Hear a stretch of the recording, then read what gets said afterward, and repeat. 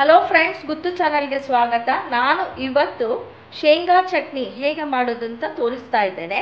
ಇಲ್ಲಿ ಒಂದು ಬೌಲ್ ಶೇಂಗಾ ಅಂದರೆ ಕಡಲೆ ಬೀಜ ತಗೊಂಡಿದ್ದೇನೆ ಅಥವಾ ಪೀನಟ್ಸ್.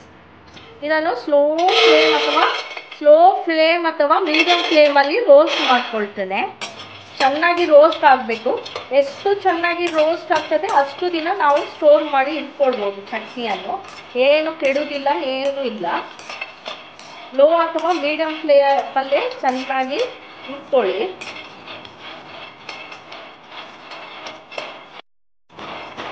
ನೋಡಿ, ಸ್ವಲ್ಪ ಸ್ವಲ್ಪ ಕಲರ್ ಚೇಂಜ್ ಆಗಲಿಕ್ಕೆ ಶುರುವಾಯಿತು.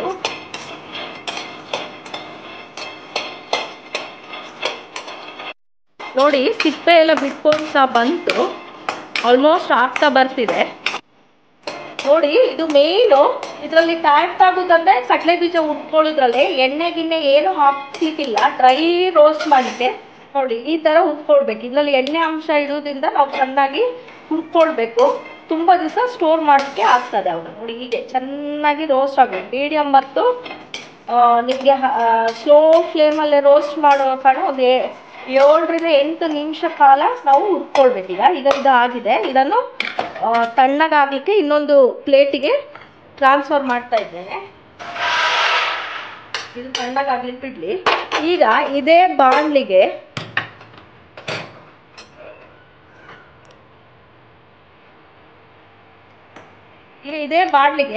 ಒಂದು ಸ್ಪೂನ್ ಅಷ್ಟು ಜೀರಿಗೆ ಹಾಕೊಂಡು ಹುರ್ಕೊಳ್ತೇನೆ. ಜಸ್ಟ್ 1 ಸೆಕೆಂಡ್ ಹುರ್ಕೊಂಡ್ರೆ ಸಾಕು, ಪರಿಮಳ ಬರ್ತದೆ. ಅದು ಪಟ ಅಂತ ಹೇಳುವಾಗ ಆಫ್ ಮಾಡ್ಕೊಳ್ಳೋಣ. ಆಗ ಸ್ಲೋ ಫ್ಲೇಮಲ್ಲೇ ಹುರ್ಕೊಳ್ಳಿ. ಏನು ಹುರ್ಕೊಳ್ಳೋದಿದ್ರು ಸಹ ಡ್ರೈ ರೋಸ್ಟ್ ಎಲ್ಲ ಸಹ, ಇಲ್ಲಾಂದ್ರೆ ಸೀದೋದ್ರೆ ಟೇಸ್ಟ್ ಎಲ್ಲ ಚೆನ್ನಾಗಿ ಬರೋದಿಲ್ಲ. ಈಗ ಇದಕ್ಕೆ ಕರ್ಬೇವು ಸಹ ಹಾಕೊಂಡು ಜಸ್ಟ್ ಬಿಸಿ ಮಾಡ್ಕೊಳ್ತೇನೆ. ಕರ್ಬೇವು ಎಷ್ಟು ಹಾಕ್ತೀರಿ ಅಷ್ಟು ರುಚಿ ಮತ್ತು ಒಳ್ಳೆಯದು ಸಹ. ನಾನಿಲ್ಲಿ 1 ಮುಷ್ಟಿಯಷ್ಟು ಕರ್ಬೇವು ತಗೊಂಡಿದ್ದೇನೆ. 1 ದೊಡ್ಡ ಸ್ಪೂನ್ ಜೀರಿಗೆ ತಗೊಂಡಿದ್ದೇನೆ, ಟೇಬಲ್ ಸ್ಪೂನಲ್ಲಿ. ಜಸ್ಟ್ ಹೀಗೆ ಬಿಸಿ ಮಾಡಿಕೊಂಡ್ರೆ ಸಾಕು.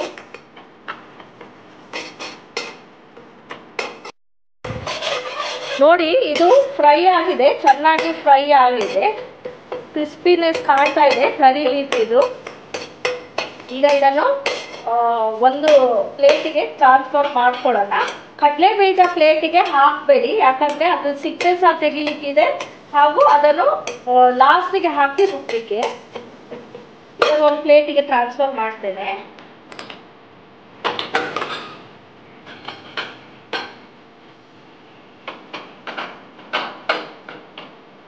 ಈಗ ಇದೇ ಬಾಣಲಿಗೆ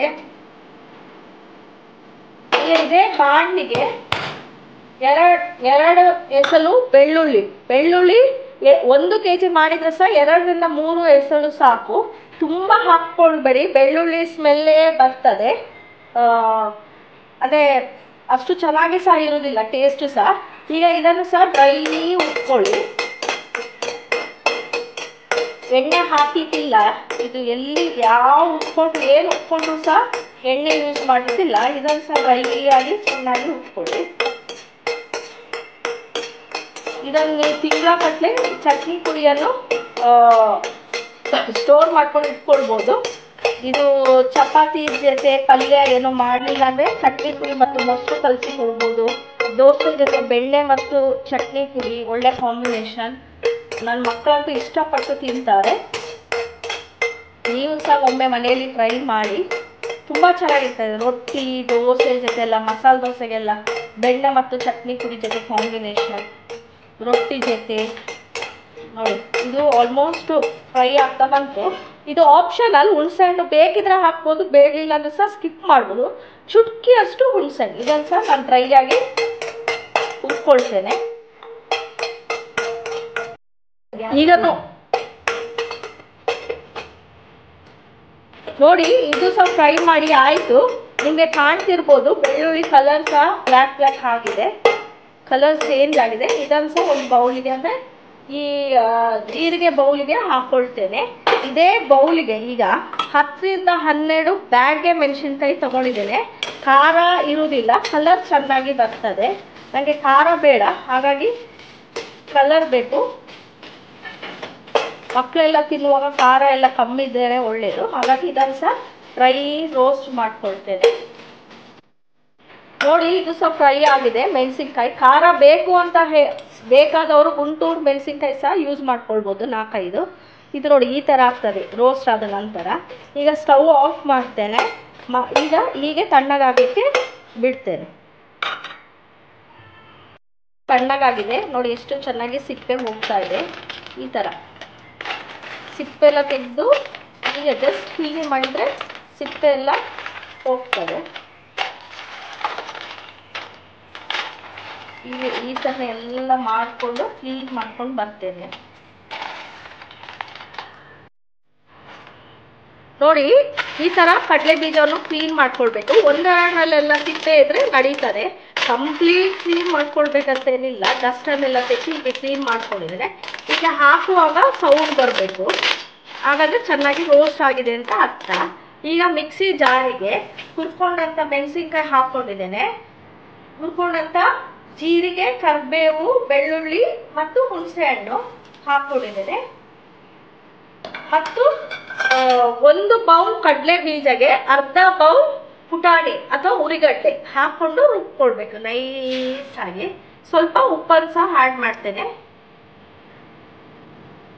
ಈಗ ರುಬ್ಕೊಂಡು ಬರ್ತೇನೆ.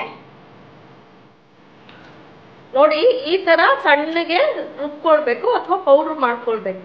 ತುಂಬ ನುಣ್ಣಗಾಗಬೇಕು. ಆದಷ್ಟು ನುಣ್ಣಗೆ ಮಾಡ್ಕೊಳ್ಳಿ. ಈಗ ಈ ಉದ್ದಂಥ ಕಡಲೆ ಬೀಜವನ್ನು ಹಾಕಿ 1-2 ಸತಿ ಗರಂ ಮಾಡ್ತೇನೆ. ಅಂದರೆ ಉಲ್ಟಾ ತಿರುಗಿಸ್ಬೇಕು. ಸ್ವಿಚ್ಚನ್ನು ಉಲ್ಟಾ ತಿರುಗಿಸಿ ಅವಾಗ ಸ್ವಲ್ಪ ಅಂದರೆ ಕಡಲೆ ಬೀಜ ಬಾಯಿಗೆ ಸಿಗುವ ಹಾಗೆ ಇರಬೇಕು. ಈಗ ಪೌಡ್ರ್ ಮಾಡ್ಕೊಳ್ತೇನೆ. ಕಡಲೆ ಬೀಜವನ್ನೆಲ್ಲ ಹಾಕ್ಕೊಂಡು ಪೌಡ್ರ್ ಮಾಡ್ಕೊಳ್ತೇನೆ. ನೋಡಿ, ಕಡಲೆ ಬೀಜ ಹಾಕಿ ಈ ಥರ ತರಿಯಾಗಿ ರುಬ್ಕೊಳ್ಬೇಕು. ಕಡಲೆ ಬೀಜ ಬಾಯಿಗೆ ಸಿಕ್ಕುವಾಗಿ ಇರಬೇಕು. ಆಗಲೇ ಚಂದ ಚಟ್ನಿ ಪುಡಿ. ತುಂಬ ಸಣ್ಣವಾಗಿ ರುಬ್ಕೊಳ್ಬೇಡಿ ಚಟ್ನಿ ಪುಡಿಯನ್ನು. ಈಗ ನೆಕ್ಸ್ಟ್ ಗ್ಲಾಸ್ ಜಾರಿಗೆ ಟ್ರಾನ್ಸ್ಫರ್ ಮಾಡ್ಕೊಳ್ತೇನೆ. ನೋಡಿ, ಈ ಥರ ಗ್ಲಾಸ್ ಜಾರ್ ಎಲ್ಲ ಇದ್ದರೆ ಅದರಲ್ಲಿ ಹಾಕಿಡಿ. ಆದಷ್ಟು ಗ್ಲಾಸ್ ಜಾರ್ ಯೂಸ್ ಮಾಡಿ. ತುಂಬ ದಿನ ಇಟ್ಟರೆ ಸಹ ಏನೂ ಆಗೋದಿಲ್ಲ. ನೋಡಿ, ಈ ಥರ ಹಾಕ್ಕೊಳ್ತಾ ಇದ್ದೇನೆ ನಾನು.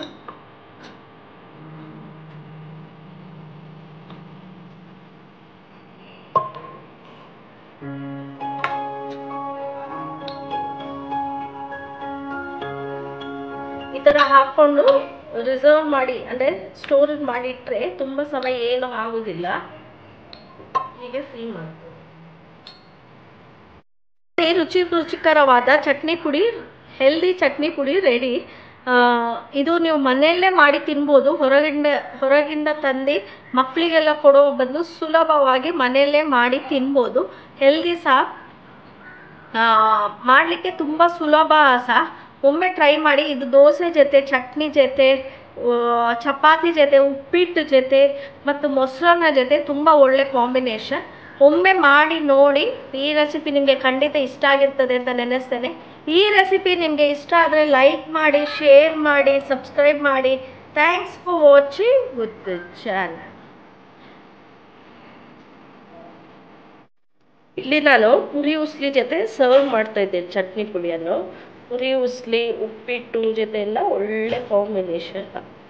ನೆಂಚ್ಕೊಂಡು ತಿಂದರೆ ತುಂಬ ಚೆನ್ನಾಗಿರುತ್ತೆ.